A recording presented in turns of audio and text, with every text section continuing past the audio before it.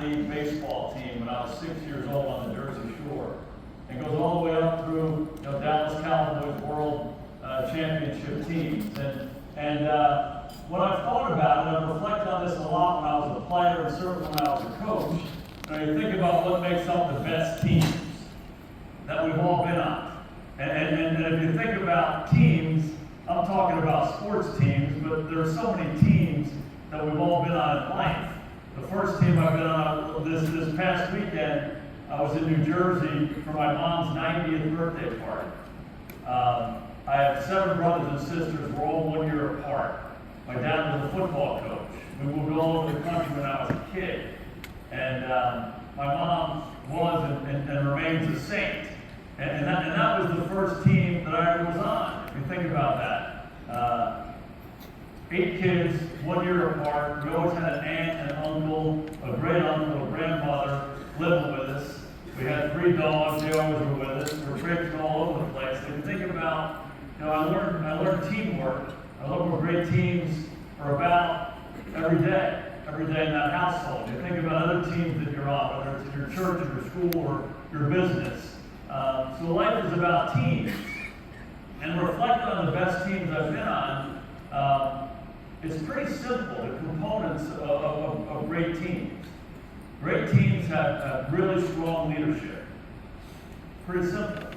Whether it's a head coach, CEO, president, captain, whoever it is. My case growing up, my mom and my dad. Great teams have great leadership.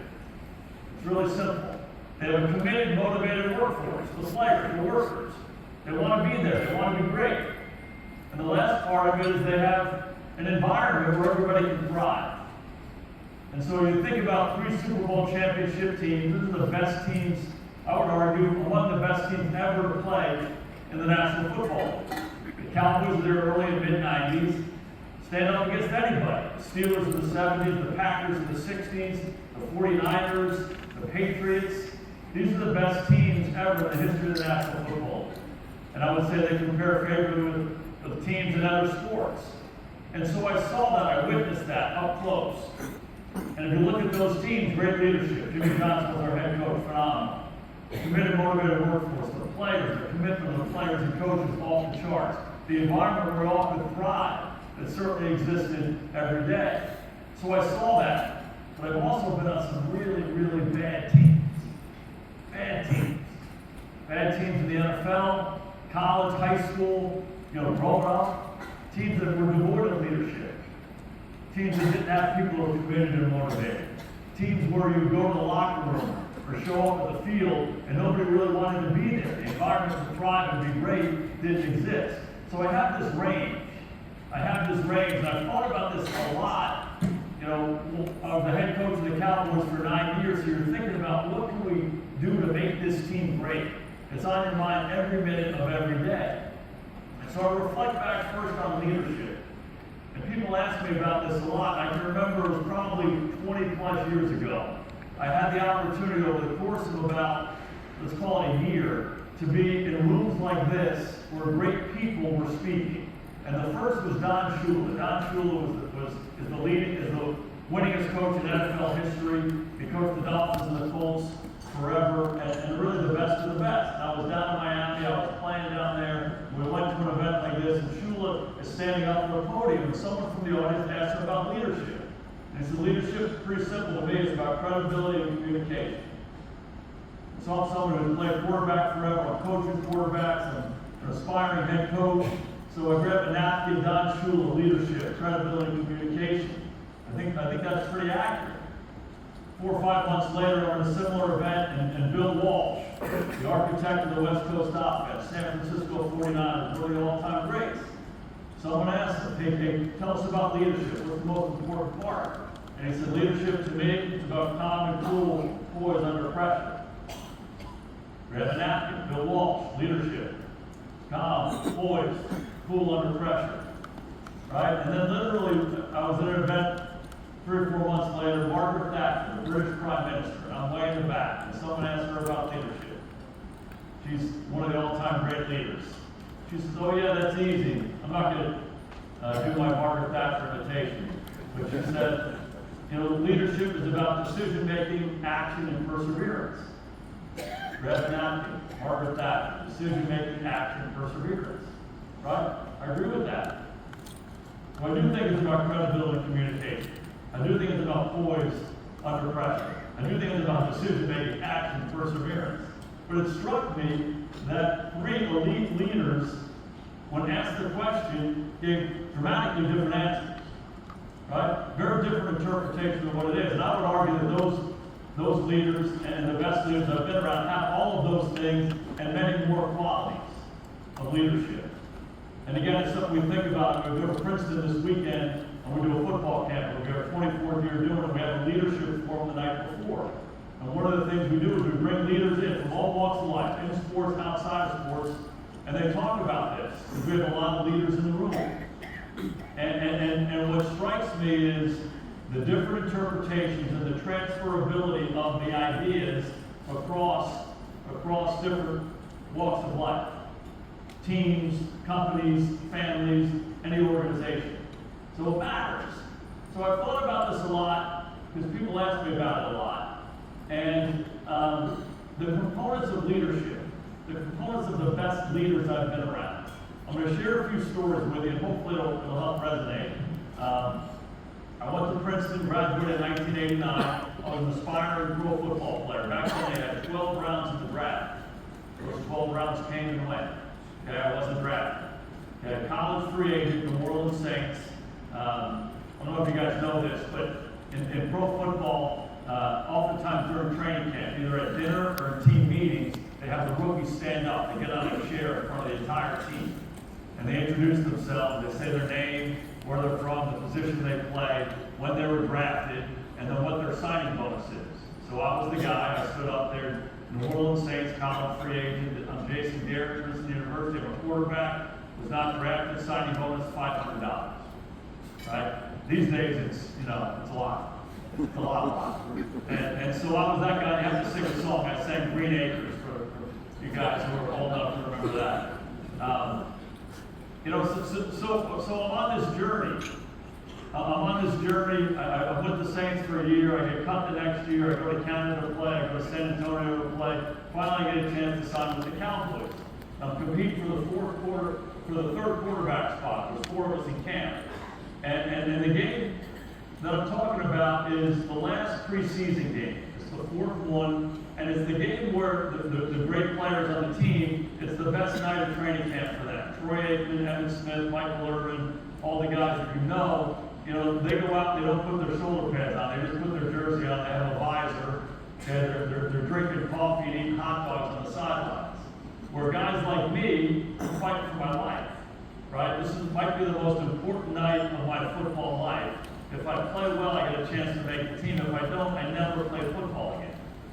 So it's the second half of the game. I'm competing for the 3rd spot. The other guy gets the first half. I get the second half. If I play well, I have a chance to be the 3rd quarterback. So it's important. The drive starts to open the second half minus 2-yard line, meaning goalpost right there, 98 yards to go. Everybody in the huddle is just like me. Just like me. Guys are hanging on by a string, trying to make a final impression. With the exception of one guy, his name is Kevin Gogan. Kevin Gogan was a veteran player for the Cowboys, and if Gogan walked into the room right here, he would say, that's the biggest human being I've ever seen in my life. I mean, he's 6'7", 6'8", he's got the biggest head, the biggest neck, hands, I mean, and the loudest, most obnoxious guy you've ever met. He was also my roommate and a good buddy. And so for whatever reason, 3 or 4 guards got hurt. He has to play in the game with us, and nobody wants to be on the sidelines eating hot dogs more than Gogan does. So he draws the short straw, and he's with us. So our drive starts, we run the ball a little bit, we throw it a little bit, make a first down, make another first down. We make 3 or 4 first downs. We're out in the middle of the field, 50-yard line, and there's a timeout. And I go over to the sidelines, and I'm talking to the coaches, and I come back, and we're still in the TV timeout. So I have a little time in the huddle, and I say to the guys, I'm feeling good about it. I say, okay, guys, what do you think? You want to go to a hard count? You want to go to a quick count? What do you think? And Gogan, the veteran player, looks down at me. He says, hey, Red Ball, that's my nickname. He said, hey, Red Ball, you're the quarterback. You decide what snap count we're going. It's a dagger. It's a dagger. It's like the first lesson in leadership. I am the quarterback. Okay? Leaders must grasp the mantle of leadership.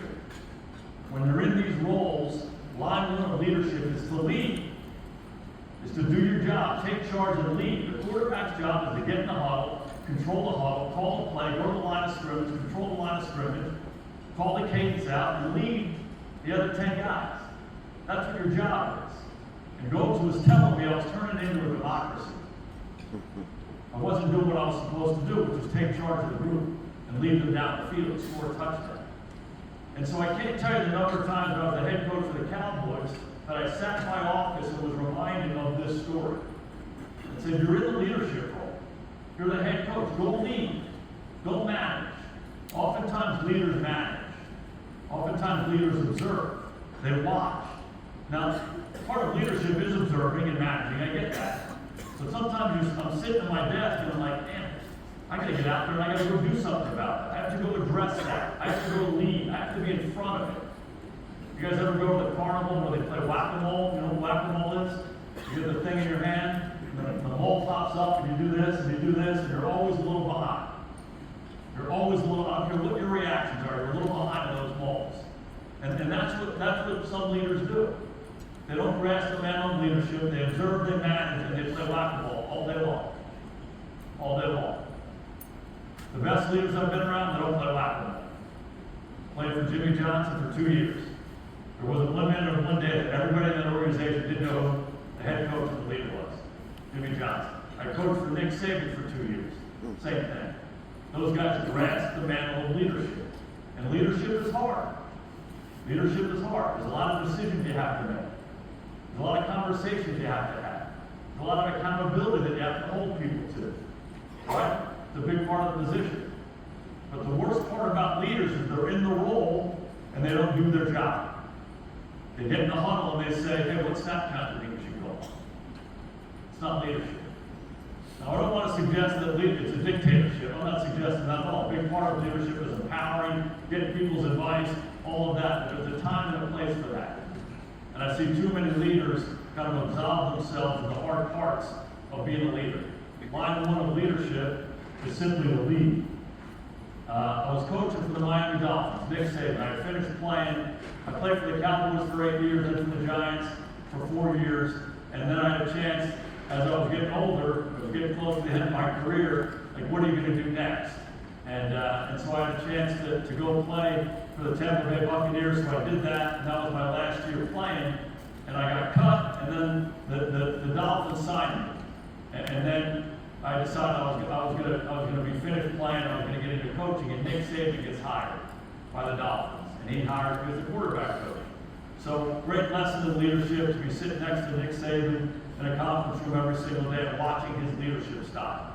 Right? The attention to detail that he had each and every day about so many different things. And there are thousands of stories about him. But I want to share a story about the owner of the Dolphin team, Wayne Huizenga.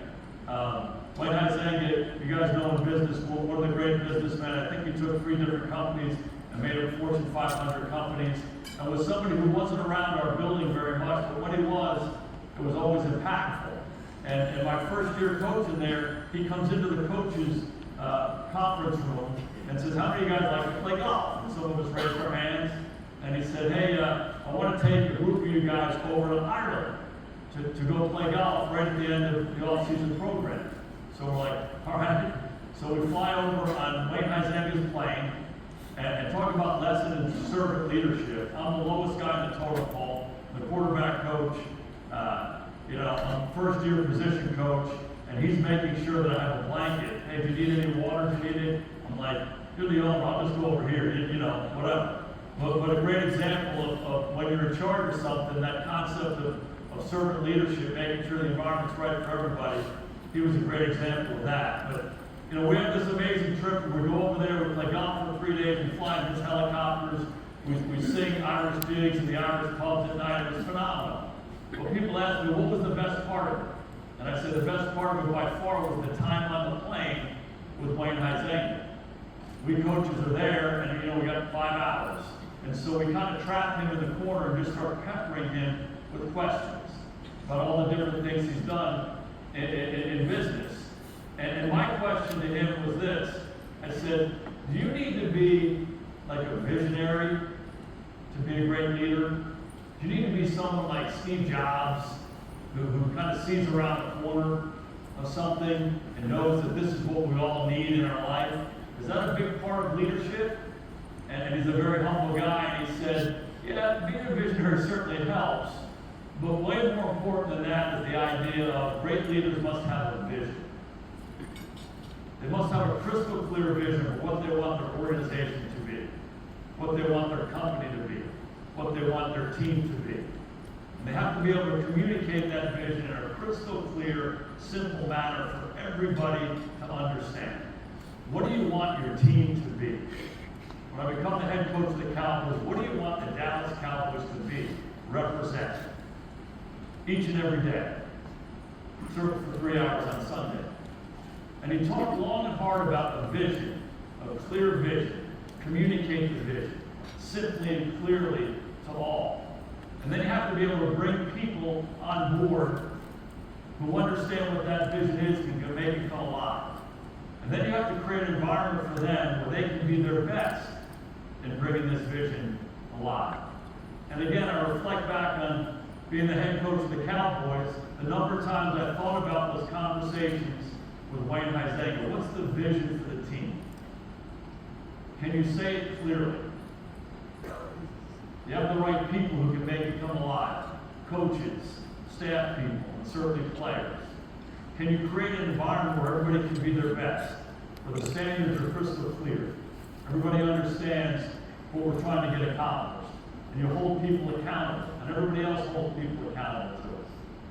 And so to me, when you think about your job as a leader, okay, it's those things. Grasp the mantle of leadership. Okay, create a vision. Make everybody understand what this team, what this organization is going to be all about. Get the right people, create the right environment, set the high standards and hold them to it. In the mid-1960s, there was this guy named Robert Rosenthal. He's a psychologist, and he went into a fifth grade class in California. There were 50 kids in the class. Early September, he gives these 50 kids an IQ test. When he gets the results of the IQ test back, he tells the teachers which 20 of the 50 kids were about to blossom, about to bloom, based on the results of the test. They go through the school year. Okay, Rosenthal observes the class. At the end of the school year, he gives those same 50 kids another IQ test. The 20 kids who were about to blossom, about to bloom, after the first test, scored significantly higher than the rest of the class. Rosenthal tells the teachers afterward they had chosen those 20 students at random after the first test. The only difference in those 20 kids and their 30 classmates was the teacher's perception of them.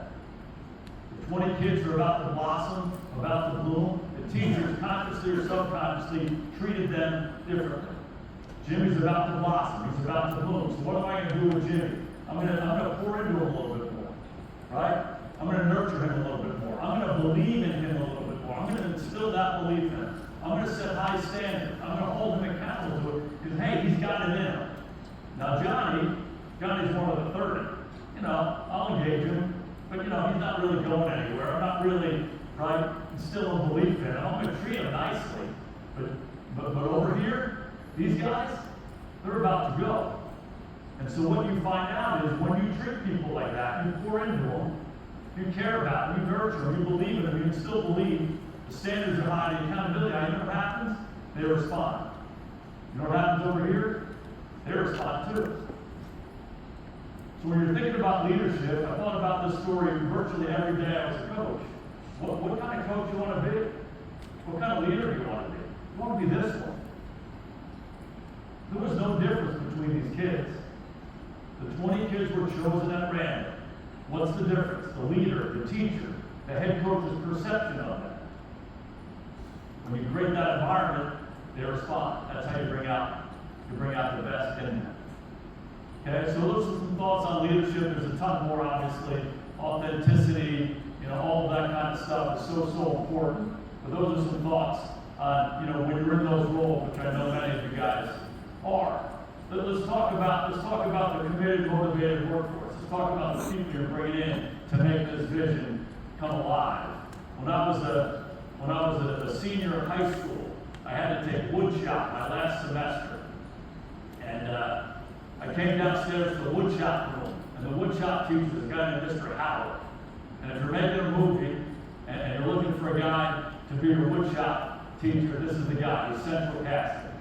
So I come around the corner. He's kind of old school. He's got boots on. He's got jeans, a flannel shirt, and he meets me at the front door of the class. Mr. Garrett, I'm so excited you're in the wood shop class. What do you want to make? And so a buddy of mine had been in the class the semester before, and he made like the greatest Nerf backboard you've ever seen, right? A Nerf hoop. So I said, hey, my buddy Rock was in here. I want to make a Nerf hoop just like his. Fantastic. So he says, go over there and pick out some wood. And so there's this pile of wood, 4 different kinds of wood, and I don't know what I'm picking out. I just grabbed some wood. And he's like, okay, draw the backboard for me. So I draw the backboard, okay? And then we go over to the saw. My wife always says this, in my next life, I'm going to marry a handyman. I'm not handy. Okay? So I go over to the saw. I've never been on one in my life. I got my wood, I got my drawing. I go over to the saw, and I'm like, doing the saw. It's pretty good at the beginning, and then not very good at the end. So we grab the thing, and it's really lumpy on the side. Like really lumpy. And Howard is undeterred. He says, that's okay, we got it. Go over there in the corner, there's like a sander, like a little file thing. Just file that thing down, we'll get this thing shaped up, we'll be good to go. So I go over, this is Monday. Spend the rest of Monday, okay? Took me 5 minutes to pick out the wood, do the drawing, and cut the wood. Now I'm over there, rest of the class, file. Tuesday, Wednesday, Thursday, I'm filing, I'm still filing. Now I file too much, so I gotta file this side. I get into the next week, Monday, Tuesday, Wednesday, I'm filing. Okay, it takes me 2 weeks. Okay, I come in the third Monday. Howard meets me at the door. And he's got kind of a somber look on his face. He said, Mr. Garrett, you're really a nice young man. And I know you're working really hard. We have some serious wood shop students in here. So you don't have to come to class anymore. I'm going to give you a passing grade for taking this pass. I'll give you the passing grade, but you don't have to come. The room's small and you're taking up a lot of space. So he hands me the backboard, which is still lumpy. And I like look at him, and like part of me is like, okay, this is good. I'm passing. I got 7th period free, but I just got cut from the wood shop. And I walk out. And so I used to tell this story to our coaches before the draft. It's an important story. I walked in there and Howard says, okay, what do you want to make? I want to make this great thing. Okay, go over there and pick out some wood. I had no idea what kind of wood I was looking at. No idea. To this day, I have no idea. But it turns out the wood I chose was really hard to work with. Okay, and I pull it in here. Our drawing's okay. Okay, I miscut it. Okay, and then I spend the rest of my time trying to shape it. And so I think about this when you're picking people. You better know what kind of wood you're getting. You better think long and hard about what kind of wood you're bringing in. Right? You better get the right kind of wood. Right? And then on day one, you better make it crystal clear, okay, how we're doing things. This early part, the drawing and the cutting, that's expectations and standards. Okay? So if you get the wrong wood and you don't do it well in the beginning, what you're going to do is you're going to spend a lot of time trying to shape it. We're back to whack-a-mole. You're trying to shape it, and then someone's going to come up to you and tap you on the shoulder and say, Mr. Garrett, you're a really nice guy. We're going to give somebody else your seat. So a big part of leadership, grasping the mantle, okay, having the vision, setting the standards high, the accountability, the belief, right? But right out the outset, you better pick the right people. And you better get the standards and expectations for them right from the start. And you better get the accountability right. Or they'll be taking your seat away from you. You're a good guy. We like you. You're not going to be in this role anymore. It's a huge part of leadership, making sure you got the right people. Because you can say all you want about what the team is, what you're going to put on the sweatshirt, what you're going to put on the wall, what speech you're going to make, what movie you're going to show to the team. But ultimately, they look at you and say, you picked that kind of wood. That doesn't represent anything that you're talking about. My dad was a football coach and scout for years. I can remember being like a 10-year-old kid in the back of the station wagon.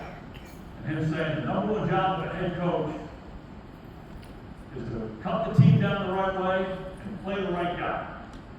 And I'm thinking to myself, what's he talking about? The only thing about head coach is make sure you're calling the right plays, or make sure you have this thing, or, you know, that's the job of a coach. And I guarantee you, having been in that role for a number of years, he was right. Get the right people. Get the right people and put them in the right roles. That's a huge part of it. Make sure you're picking the right wood. Set the standards right. Set the accountability right. That's when you have a chance to have success. Years ago, Calvin was still there to go to Oxnard, California for training camp. And we used to scrimmage or play games against the Chargers out in San Diego. So we spent a couple different days in Coronado, California with the Navy SEALs. And one day we brought the whole team down. We all had our Dallas Cowboys warm-ups on. We came in buses, and we go to the Navy SEAL place in Coronado. And we pull in, and it was interesting because I kind of thought the Navy SEALs thing would be like state-of-the-art, like the new buildings and all that kind of stuff. Exact opposite. I don't know if you guys have ever been there. Kind of old, rusted-out parking lot. The buildings are old. They've been there for a long, long time. So they're going to do a presentation for us. We're going to spend a few hours with them. And so our whole team is in this big kind of hangar, kind of their team meeting room.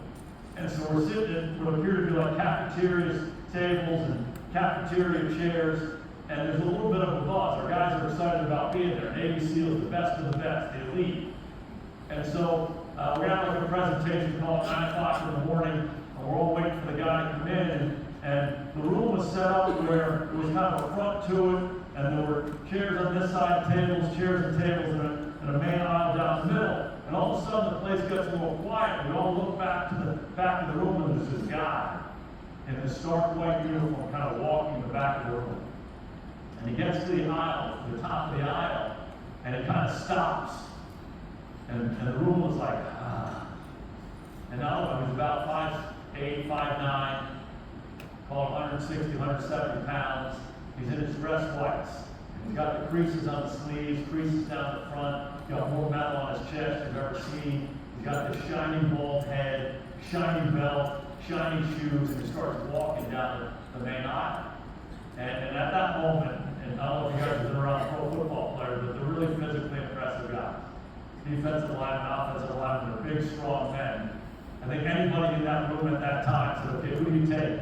Okay, any one of your guys, if you take this guy walking down in the white uniform, everyone would say, I take the guy in the white uniform.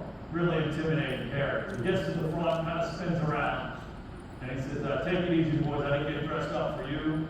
I got to go to a funeral after this. So everybody kind of sits up in their chair, and he talks for 10 or 15 minutes. And he tells us what the Navy SEALs are all about, the best of the best, the elite, how they have 250 guys that come in and try to be in every class. We might keep 15, 20, 25 at the most. And what the whole process is, how we, what they do each and every day, the whole deal. Okay? So they split us up. Players go over here, coaches go over here. Half an hour later, we're on the beach in Coronado, California, up on this berm. And it's all the coaches. And down to our right, there are 7 potential Navy SEALs. They're wearing their fatigues. Okay? They have boots on, pants, jacket, they have his hat on, and they're all dressed. And they have sand all over. And they're holding this rubber boat above their head. 7 of these guys. And they all look exactly the same. They're all 5'8", 5'9", 5'10", 175 pounds. Okay, so they're holding this boat above their head, and they're holding it. They're standing up, and they get down on their knees, and then they sit down, and they're holding it. 1 minute, 2 minutes, 3 minutes. Finally, they put it down. Okay, they go down to the shore, they go running down the beach, they come back, they swim out 100 yards, they come back, they roll around in the sand, and then they come back, boom, there they are. Okay? And so now over here, there's 7 other guys, same uniforms, fatigue, the whole deal, and these guys have this giant telephone pole lock, and they're holding it over their head. They're holding it over their head, they're holding it over their head, and then they get down on their knees, and they get down, they start doing crunches with it, they put it up here again, they put it down, swim out, come back, run down, roll around in the sand, they come back here. Okay, so we're watching this. We're watching them go through one cycle, another one, probably there for about half hour, 40 minutes. And all I'm thinking about when I'm watching these guys with our coaches, I'm thinking we're in the middle of training camp.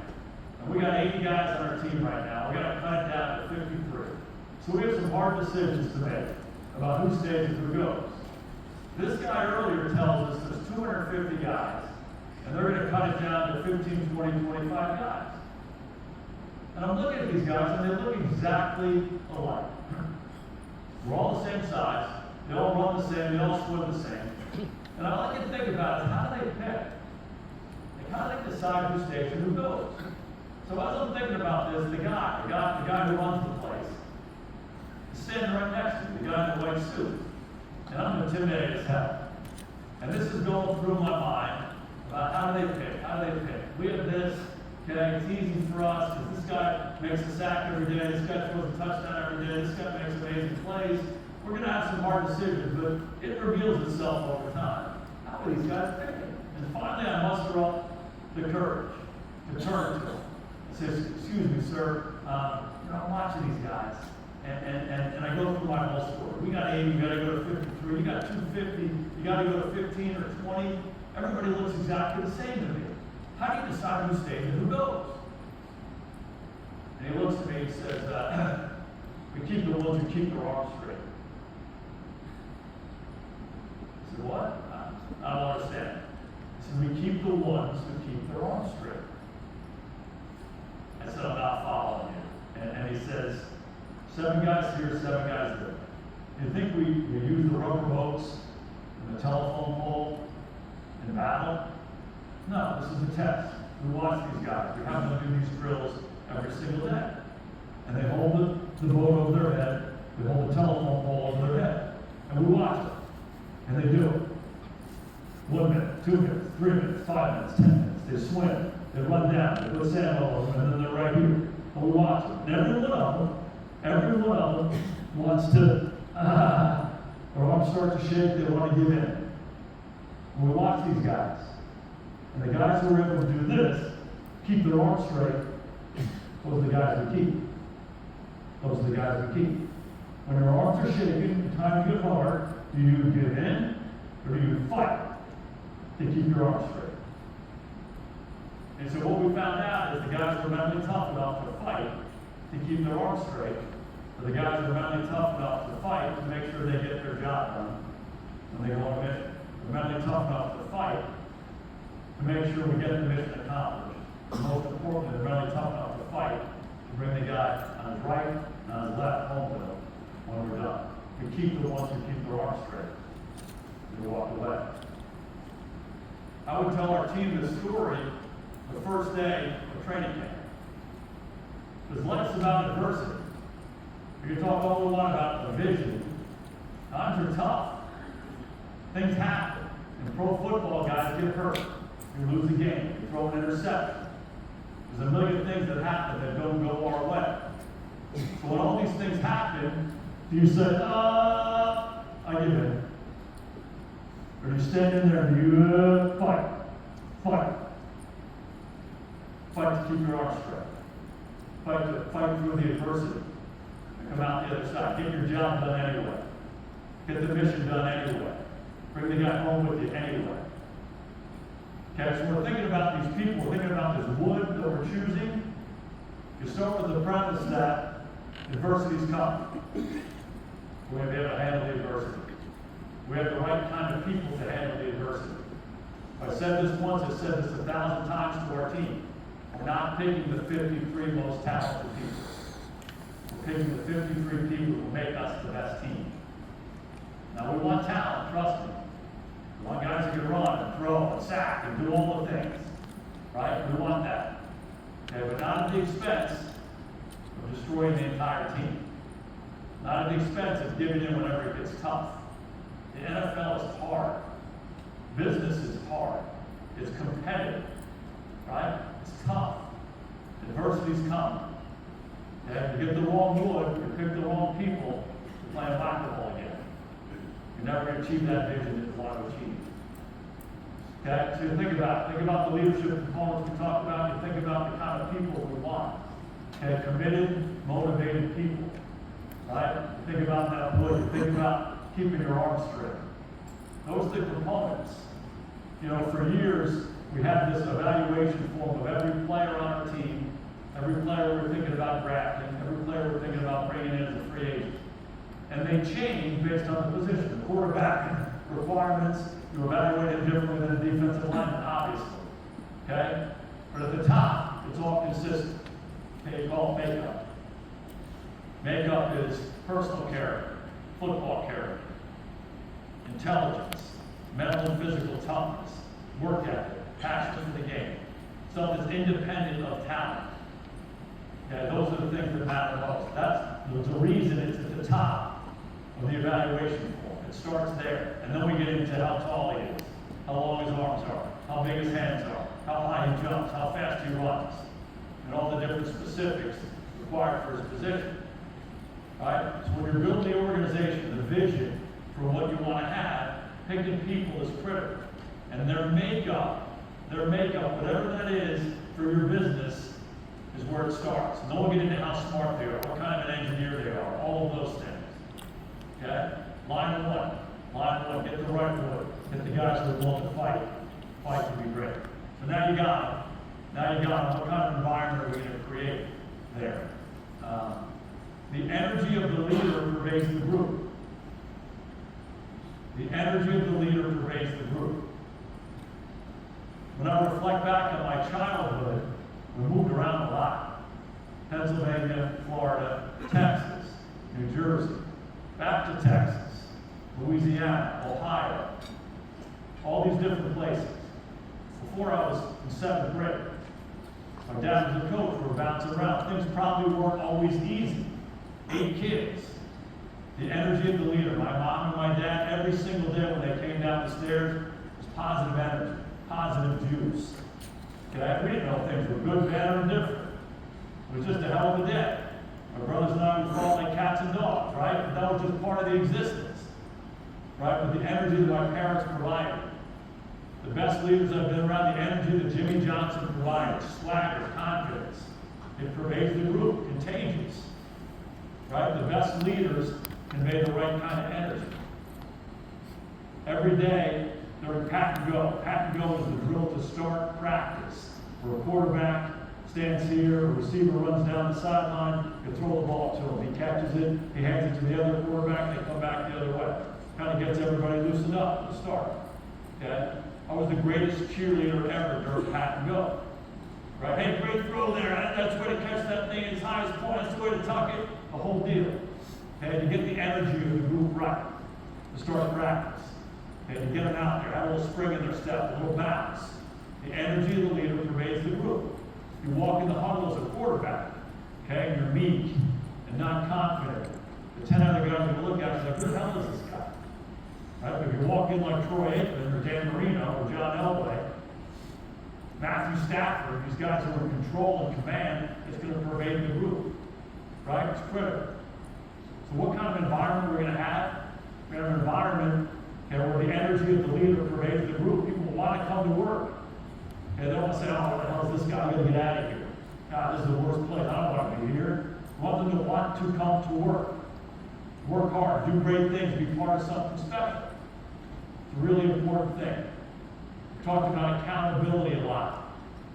The energy of the leader, the accountability that the leader has for everybody, and that we all have for each other. That makes for a great working environment. If one person is treated like this, another person is treated like this, there's inconsistency, it's a recipe for disaster. It's a bad environment. This guy over here says, why do you treat him like this? Why does he get fined this and I get fined this? Why do you treat him like this? I did the same thing, right? Bad environment. Again, it all comes back to the leader. What kind of leader are you? Do you create the right kind of environment where everybody can thrive and be their absolute best? One thing that I've thought about a lot as a leader is the importance of staying in the moment, staying in the present, being grateful for where we are and what we're doing. I'm going to share a quick story with you, and then I'll wrap it up with some questions. A Buddhist monk friend of mine was running. And he was running and running and running. He didn't know why he was running, he just was running. And he looked back behind him, he saw these lions and tigers chasing after him. And they were getting closer and closer and closer. He's looking back and he's running and running and running. And they're getting closer. He finds himself at the edge of a cliff. He looks back, he sees the lions and tigers, and looks out over the edge of the cliff. There's a 100-foot drop, and snakes slithering down below. He's taking a breath, he looks back, sees the lions and tigers, looks out over the edge of the cliff. He falls over the edge of the cliff. And as he's falling, he looks up and sees lions and tigers. He looks down and he sees snakes. He grabs onto a branch coming out of the side of the cliff. He looks up and sees lions and tigers. He looks down and he sees snakes. All of a sudden, the branch starts to get a little rickety. He looks at the base of the branch. There are 3 rats gnawing away at the base of the branch. He looks up, he looks down, he looks at the rats. For whatever reason, his eyes are drawn to the other edge of the branch, where he sees the most beautiful bushel of strawberries he's ever seen in his life. He becomes completely mesmerized by them. He reaches out and he devours them. That's my story. You like it? I first told this story years ago. I was playing for the Giants, and Sean Payton, now the coach of the Broncos, was our offensive coordinator. And on Fridays, he used to have a guest installer. One of the players would install the plays on Friday morning. And in doing that installation, the player would do an imitation, he'd tell some jokes, whatever. So we're in the midst of a 3-game losing streak. When you lose 3 games in the NFL, it's really bad for everybody. It's a month where everybody's just miserable. Coaches, players, everybody. When you lose them in New York and in Dallas, okay, it's really, really bad. Okay, so nobody's feeling very good about it. We go into this Friday morning meeting, and as I'm walking into the meeting, Sean says, "Hey, do you mind talking to the group today?" And I'm like, okay, you give me today, you know? When everybody's just completely miserable. I'm not a big imitation guy. I have a couple of good jokes, but I'm sitting there as he's doing his talk, and I'm going to jump up there next. I'm thinking, what can I share with the guys? At this point, I'm older in my career. I feel like I can share a little wisdom with the group, how we can fight through this situation. And so he invites me up there, and I say, hey, before I get to the installation, I want to tell you guys a story. So I tell them that story. Devour the strawberry. And immediately the hands go up. We have this guy named Ron Dixon, who's from Lamb College. He's in the back. JG. I said, hey, Ron, okay, what do you got? He's like, I need more information. Do I have a gun and do I have a car? I'm like, it's not really an escape story. And another guy raises his hand and says, I got it. You feed the rats the strawberries, you wait till night, the snakes will be asleep and you'll be out of there. I'm like, guys, it's not the point of the story. So people ask me, why are you telling the story? And I tell them that, you know, the lions and tigers represent things we did or didn't do in life, right? So when you're in the midst of a 3-game losing streak, there are a million things that we didn't do well as coaches or players over the course of the season to get us to this point, right? So we can focus on that. Yeah, the snakes represent what's going to happen, okay? We lost 3 in a row, everybody's screaming at us, whatever. We're not going to make the playoffs, the coaches are getting fired, the players are getting cut. Okay? The 3 rats represent New York Post, Daily News, radio shows, everybody's screaming at us. These guys are the worst coaches, the worst players, these guys are all bums. Right? So we can focus on what we did or didn't do. We focus on what's going to happen at the end of the year. We can focus on what these guys are saying about us. Or we can focus on this. Ever since we were 8 years old, every one of us in this room wanted to play and coach the National Football League. Every one of us. We're here. We're playing and coaching for the New York Football Giants, one of the 32 NFL teams. So instead of focusing on this, let's focus on this. We have a hell of a group of guys who want to be around every day. We're going to go out in a half an hour and practice football to get ready to play in a game on Sunday. Do what we want to do our entire life. Right? Let's be mesmerized by this and lock in on this. And I think about this a lot in football. Because there's a lot of things that take us away from this. Think, I wish I had done this. I wish, we're going to make what are they saying about us? Or we can say, boom. New York Giants, Dallas Cowboys, play and coach, my lifelong dream. Let's lock in on this. So I tell you the story to say this. that we're confronted with this every day of our lives. There have been religions for thousands of years who are trying to get us to this place. And we're always thinking about, oh, why did I do this? That regret, that thing that happened, right? I did or didn't do. Or, oh, what's going to happen? Or the guy cut me off on the highway, the woman at the grocery store, all those things. Or family, friends, things we love to do. Let's become mesmerized by that. And so the best teams I've been on, this is what we did. This is what we did. That's the environment we live in. We had great leadership, committed, motivated workforce. But then we wanted to be there. Whatever mistakes we made, we rectified them and we move on. Let's not worry about what may or may not happen in the future. Bottom line matters. We've got to win games. Right? I get that. We all understand that. Okay? Who cares what these people are saying, particularly in this world? Let's lock in on this. People we love, things we love to do. Become mesmerized by that. That's going to create an environment that we all want to be in. Okay? Thanks so much for listening to me today, guys. I really appreciate it. And I'm here to take any questions if anybody wants to ask them.